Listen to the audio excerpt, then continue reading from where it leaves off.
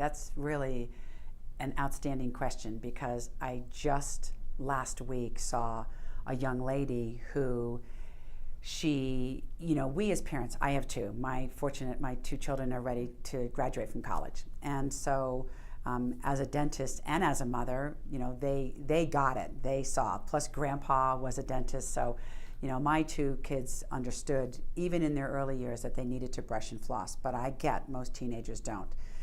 But the problem is that when they go off to college, or they're in that senior year of high school, and the stresses that they deal with in terms of either trying to get into college and all the application processes, all of the exams and papers to try to get their good grades so that they can get into college, or that they land in college and they want to maintain that great GPA.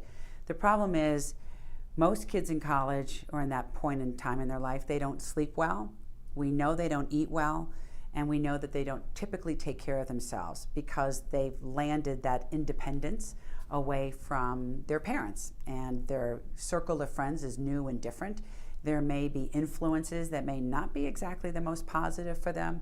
So what ends up happening is that the same bacteria in the mouth that all of a sudden never used to be an issue, when they're stressed, they're fatigued, they're not eating well, nutritionally their status is not great. What happens is these bacteria start to take hold inside the gum tissues, and the gum tissues start to become very reactive to that bacterial infection.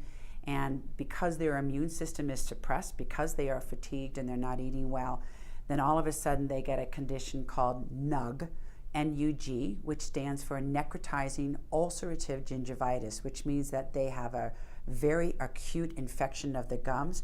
Their gums burn and they are ulcerated. It's very difficult to eat and to swallow, and it's very difficult to focus in classes. And so typically they need to go see a dentist, or even ideally a periodontal specialist, because there's very specific treatments that need to be done to get this infection under control, because if left untreated, the gums can recede. And to have, an 18-year-old or 19-year-old with receding gums is really a very preventable, situation. So kids absolutely need to have really good oral hygiene. They need to floss, they need to brush.